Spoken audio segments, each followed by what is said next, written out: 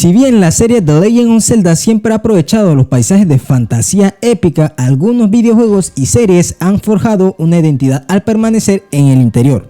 Control, uno de los mejores juegos de la ciencia ficción de los últimos años, se desarrolla casi en su totalidad en un edificio laberíntico que tuerce las reglas del tiempo y el espacio llamado Oldest House. Otro juego que tiene lugar principalmente en el interior es Metroid Fusion, que se desarrolla en la estación de investigación del Laboratorio Espacial Biológica. El laboratorio masivo se divide en diferentes zonas o secciones para que el jugador explore. Finalmente, la serie Castlevania es famosa por sus castillos icónicos y hay varios Castlevanias de juegos que tienen un lugar casi en su totalidad dentro o alrededor del extenso castillo de Drácula. Con esto en mente, me gustaría hacerles una pregunta. ¿Estarían interesados en un juego de Zelda que esté ambientado casi en su totalidad en un enorme mundo interior o subterráneo? Aunque la serie es conocida por sus impresionantes bosques y amplios campos abiertos, siempre ha habido entornos interiores y subterráneos notables. Las mazmorras como el templo del bosque de Ocarina of Time o el Arbiter Ground de Twilight Princess, o como le decimos, el patíbulo del desierto. Estos están repletos de pasillos retorcidos, grandes salas centrales y densas cámaras subterráneas. Otras mazmorras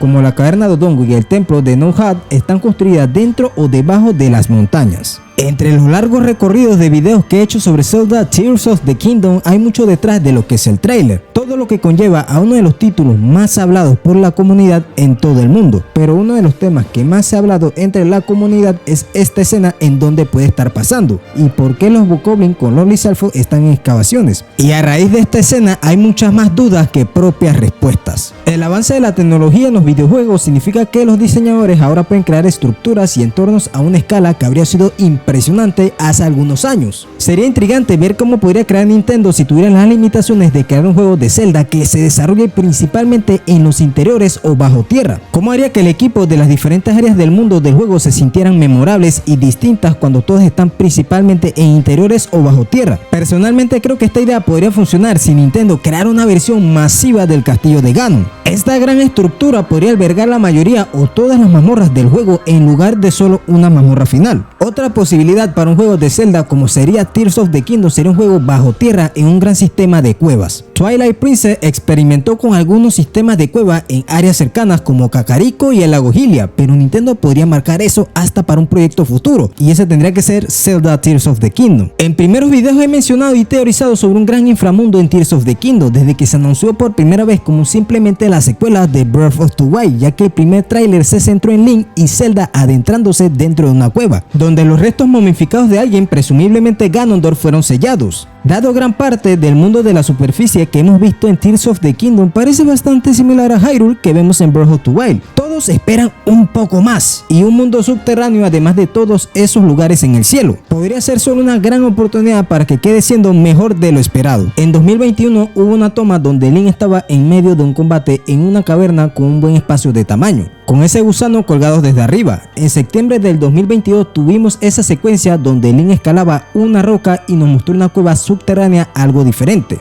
Al menos lo que habíamos visto era esa entrada que todo parecía indicar que es una cueva totalmente nueva que no estaba en Breath of the Wild anteriormente. El último tráiler del Nintendo Direct tiene algunas pistas sobre las áreas subterráneas. Hay una toma en la que un Inox persigue a Link a través de una cueva pequeña, pero tal vez podría justificarlo simplemente como una cueva en el mundo exterior, más grande. Hay una toma más convincente más adelante donde Link ataca a un golem de roca con un martillo, pero aunque esta cueva es mucho más grande, todavía parece factible que pueda ser simplemente otra área del mundo. Es mucho más difícil ignorar el plano general cerca del comienzo del tráiler, donde vemos a un Bokoblin extrayendo una piedra. A primera vista esto parece área al aire libre por la noche, pero comencé a profundizar más en el video. Todos estos árboles que vemos son en realidad hongos, y si escuchan con atención pueden escuchar los sonidos en el área haciendo eco, tal como lo esperaría de un enorme complejo subterráneo. Como señalé en uno de mis videos, las pequeñas llamas errantes en esta toma son particularmente interesantes. Se ven exactamente como espíritus en el reino crepuscular de Twilight Princess, vagando por todo Hyrule. Ya sé que haya o no una conexión directa allí, ciertamente Zelda siempre a menudo reutiliza imágenes sin basarse en la tradición anterior. Esto implica que este es una especie de mundo alternativo hostil para las criaturas no monstruosas. Los dejaré con un compañero muy especial que pasa por aquí por primera vez. Bueno, todo tuyo, Rexon. Si hablamos del subsuelo en Tears of the Kingdom, parece inevitable hablar de Zelda, así que me gustaría volver a hablar de los trailers que hemos visto. Creo que claramente lo que estamos viendo aquí es una Zelda que o muere en esta escena o se separa de Link durante gran parte de la historia de Tears of the Kingdom y vivirá sus propias aventuras en el subsuelo. A mí personalmente me gustaría que fuese esta última, y así poder descubrir qué clase de enemigos y ruinas se esconden bajo tierra. En los artes oficiales del juego, de momento, hemos podido ver que aunque Link ya no tiene la piedra Sheikah, Zelda parece tener una versión mejorada de esta, lo que podría significar que si terminamos controlando a la princesa en el subsuelo, seguramente haya puzzles y mazmorras totalmente nuevos que nos obliguen a usar los módulos de la piedra Sheikah que ya conocemos y seguramente algunos nuevos. Esto es más un deseo que una teoría en realidad, pero no sería nada imposible. ¿Qué opinas tú, Templo, amigo mío? Así como dice Rexon, Zelda tendrá un papel súper más importante de lo que ya veíamos en Breath of the Wild, con una profundidad de historia más considerable e importante, en la que podremos revertir una situación terrible o será una compañera tan importante que sea una Zelda súper distinta a entregas anteriores, pudiendo ser hasta su salida del juego la más importante en cuanto a importancia en lo que se refiere a acompañante de Link, por lo que puede ser que esta Zelda de la secuela pueda superar a la mejor Zelda desde mi punto de vista, a la de Breath of the Wild. El tema de esos pequeños fuegos fatuos que podemos ver en una de las imágenes del último tráiler también es bastante interesante. Tal y como ya has comentado, estas son muy similares a las almas que nos encontrábamos en Twilight Princess. Así que no sería tan loco pensar que esto no solo es el subsuelo del reino, sino que también es una especie de reino de los muertos. En Breath of the Wild de vez en cuando nos encontrábamos con un tipo de mineral llamado gema luminiscente, y en su descripción podíamos leer que estaban relacionados con las almas. ¿Tendrá algo que ver este mineral, que seguramente se encuentre también bajo tierra, con esas llamas? Hemos analizado el primer teaser de forma exhaustiva y hemos resaltado a más no poder el hecho de que Link y Zelda llevan una nueva montura dentro de una cueva. Curiosamente, este animal lleva varios materiales, lleva madera y muy probable comida. Implícitamente estaría diciendo que no se trata de un pequeño paseo. Es altamente probable que el tiempo que Link y Zelda llevan dentro es algo prolongado. Eso explicaría por qué llevan provisiones. Y si esto no fuera suficiente, se puede ver una gran estructura dentro de esta cueva. Esto estaría infiriendo por segunda vez de que se trata de una zona ampliamente grande, por lo que es casi seguro que vamos a encontrar más estructuras. Ahora bien, Zelda y Link ya se encuentran dentro de una cueva, pues curiosamente Zelda se cae por un agujero. Esto no estaría diciendo por tercera vez de que se trata de una zona enorme. Obviamente todo esto queda mucho más claro con este último tráiler. Es cierto que Nintendo ya en otros juegos ha utilizado el subsuelo como recurso. Canónicamente, ¿cuál sería la historia para justificar este subsuelo? Un ejemplo claro son los túneles que se encuentran debajo del pueblo de Hyrule en Minish Cap, pero curiosamente en Tears of the Kingdom las cosas son más complejas, y es que encontramos estructuras Zonan y un mural Gerudo. Entonces aquí tendríamos un choque cultural, y encima tenemos este nuevo símbolo como ojo que también está relacionado con esta nueva tecnología que se encuentra bajo tierra. ¿Cómo podríamos explicar todo esto de forma coherente? Algo que posiblemente no sabías es que Nintendo tenía algunas artes conceptuales para Breath of the Wild enfocadas precisamente para los Zoras, cavernas Zora. Sí, prácticamente un mundo subterráneo por capas. Incluso se pueden ver algunas plantas luminosas como ideas conceptuales, por lo cual un mundo subterráneo no es algo que sea prácticamente nuevo realmente, sino algunas ideas pendientes que no han implementado. ¿Cómo funcionaría el subsuelo y por qué Nintendo está utilizando este recurso ahora? Creo que todos estaríamos de acuerdo que repetir mapas sería un problema. Nintendo tiene tres soluciones para esto. Una sería viajar en el tiempo y así tener la excusa de modificar el mapa.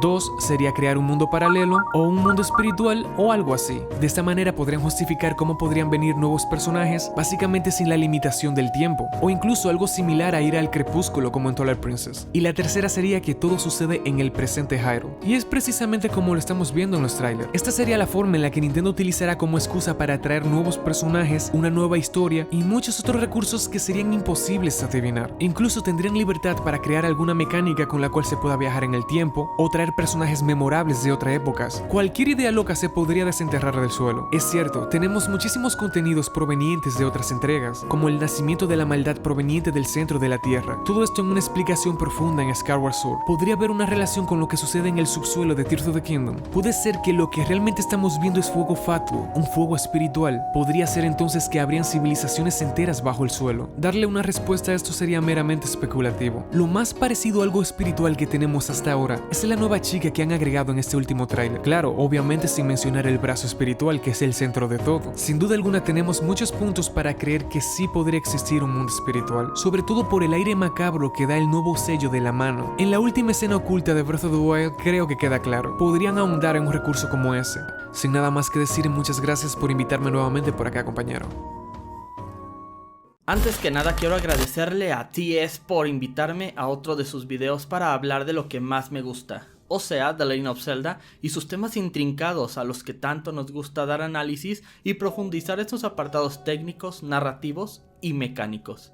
En esta ocasión el tema va sobre los mundos debajo del mundo que conocemos como Hyrule, la tierra mágica de las hadas, exploración y aventuras que también tienen un reverso tenebroso que me es interesante de platicar. Me refiero claro al subterráneo y al inframundo, que sí, de buenas a primeras parecieran lo mismo, pero hay ciertos temas que quisiera exponer para que entiendan las diferencias entre ellos y que cuando toquen este tema de conversación respecto a Tears of the Kingdom sea algo que valga la pena conversar entre fanáticos. Lo primero que quisiera resaltar es que, en lo personal, siento que la saga Zelda se ha privado de profundizar sus terrenos por debajo de sus mapas principales. Me refiero a que muchos otros juegos como Dark Souls, Skyrim o Elden Ring han hecho un increíble trabajo para extender su exploración por cuevas subterráneas, laberintos debajo de la tierra, pozos que te sacan a áreas completas en los subsuelos. Y ya si me quiero apegar un poco a lo que va siendo el tema de Zelda, estos más bien han sido intentos hechos por fanáticos en proyectos por ejemplo como Lost Eisley de Zelda Classic, donde tiene una sección de cuevas interconectadas que delinean diversas entradas del mapa, haciendo que la exploración se sienta orgánica y que el mundo funcione como un reloj. Por otro lado está el mood de Second Wind de Breath of the Wild llamado Hyrule Caverns, donde a modo de minas vas descendiendo por el extenso mapa subterráneo con nuevos materiales, personajes y misiones principales para explorar al 100 este nuevo apartado. En resumen, que los fans le han hecho la tarea a Nintendo desde 2007, no hay otra forma de decirlo. Pero bueno, volviendo a nuestra saga canónica, en Zelda pocas veces se ha hecho mención a estas diferencias sobre el inframundo y el subterráneo, siendo por ejemplo apenas mencionada en el manual de instrucciones de Zelda 2 The Adventure of Link, donde mencionan que los monstruos secuaces de Ganon salieron del inframundo para invadir Hyrule, en busca de la sangre del héroe elegido y así poder revivir a su rey demonio. Aquí también se juega el doble significado del inframundo como el reino demoníaco, que básicamente sería el hogar de todos esos esbirros de Ganon y hasta el propio Ganon.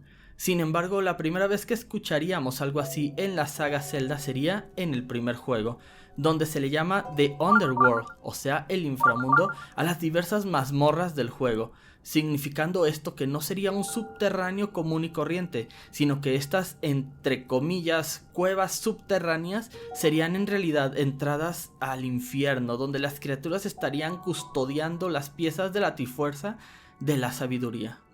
En la saga Zelda pocas veces se ha vuelto a tocar esta relación con el inframundo, haciendo apenas pequeñas alegorías como en Skyward Sword, donde las mazmorras también son subterráneas y tienen esa pequeña animación de Link bajando por las escaleras como en el primer The Legend of Zelda. Por cierto, las mazmorras de Skyward Sword son chachi pistachi, gente. También se hace una pequeña mención en Ocarina of Time respecto a lo que le ocurrió al reino sagrado una vez que Ganondorf se hizo con la Trifuerza del Poder. Como seguramente han ido haciendo conexión, el inframundo es la guarida del mal, un subterráneo pero para los monstruos y estos entes que rozan el mundo de los vivos y de los muertos. De ahí a que haya la posibilidad física de regresar a Ganon a la vida en Zelda 2, o que en el primer Zelda sea aquí donde encontramos a los enemigos del tipo muertos vivientes, como los Bubbles, Stalfos o Gyarados, entre muchos otros. Oh, y antes de que se me olvide, en la serie de Zelda del 89 también mencionaron el inframundo, el cual era literalmente el hogar de Ganon. Creo que aquellos años se empezaba a normalizar esto de la saga Zelda, lo de los inframundos y los mundos subterráneos para los muertos, hasta que llegaron juegos como A Link to the Past, donde pasaríamos de ese inframundo al mundo oscuro. Y aunque manejen conceptos parecidos, son dos cosas completamente diferentes. Aún así, me gusta este concepto fantástico de que los héroes puedan viajar al mundo de los muertos en entradas físicas a través del mundo como tal. Pero bueno, esas decisiones son de Nintendo, y pues eligieron los espejitos mágicos, saltos temporales y crepúsculos antes que el infierno mismo.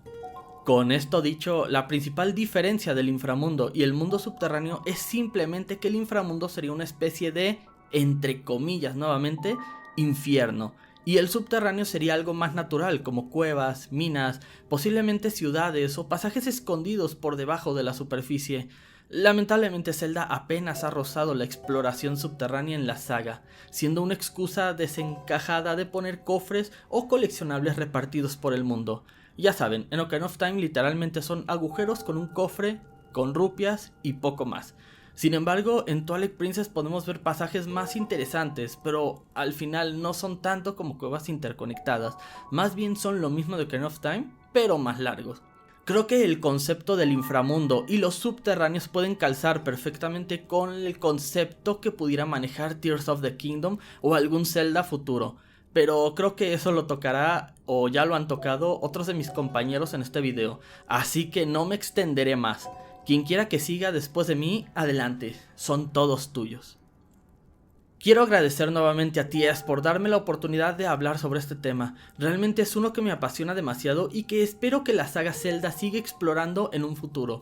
Sin más, me despido. Nos estaremos viendo en futuros contenidos de aquí u otros lugares. Aunque la cisterna antigua es un templo sereno con temática acuática, el nivel inferior de la mazmorra es un inframundo abisal ominoso poblado por bokoblins malditos. Esta siniestra área está llena de agua contaminada que daña y maldice a cualquiera que entre en contacto con ella. Esto pasaría de igual manera en Tears of the Kingdom con los enemigos que si tienen contacto con esta malicia cambiaría su forma de ser. Esta malicia no solo aumentaría el nivel del enemigo sino cambiaría su aspecto físico, por eso veríamos a los bokoblins y Lizalfos con un aspecto distinto a lo que era Breath of the Wild. Esta es una de mis opciones. Entonces, ¿por qué no pensar que la malicia no solo aumenta su nivel, sino cambia el aspecto de los animales y los enemigos, volviendo a los animales enemigos? Si regresamos a una de las primeras escenas del tráiler, podemos ver un enemigo totalmente nuevo, pero este enemigo sería un animal anfibio, o sea, una rana. Este enemigo lo podríamos estar viendo en uno de los recuerdos de Breath of the Wild, ese momento en la que Zelda le enseña un sapo a Link o una rana. Esto tendría más veracidad si nos vamos al primer tráiler que se nos enseñó de Tears of the Kingdom, donde veíamos a una malicia recorriendo todo lo que era un ratón. Así que no sería de extrañar ver animales infectados también, de igual forma que los bokoblins y Lizalfos y demás enemigos. Auron menciona que los prisioneros en los terrenos del Inquisidor que fueron sentenciados a muerte fueron torturados antes de ser desterrados directamente al inframundo a través del espejo crepuscular. Curiosamente, esto parecía implicar que el propio espejo tiene dos caminos conocidos, uno hacia el reino crepuscular y el otro hacia el inframundo. Y Link no puede acceder al último de los dos, o que el inframundo del que se habla en el juego en realidad es el reino del crepúsculo. Debido a la forma en que se habla del inframundo en las primeras entregas de la serie The Legend of Zelda, es posible que Ganon originalmente fuera hecho el diablo del universo de Legend of Zelda. Se supone que el inframundo es su guarida y que sus secuaces son demonios, lo que fomenta este concepto que sea una realidad.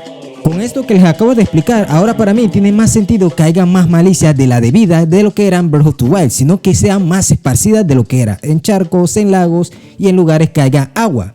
O sea, en todo tipo de lugares que puedan estar infectando tanto animales como a enemigos. Eso nos deja con la idea de que se trata de una gran área subterránea o igualmente interesante, que se trata de un inframundo de espejos oscuros, que es un concepto que aparece constantemente en los juegos de Zelda. De cualquier manera, parece que podría haber mucho más para explorar en Tears of the Kingdom de lo que pensábamos anteriormente. Chicos, espero que les haya gustado el video, le den like y se suscriban, que me comenten abajo qué les pareció el video. Espero que estén bien y chao chao.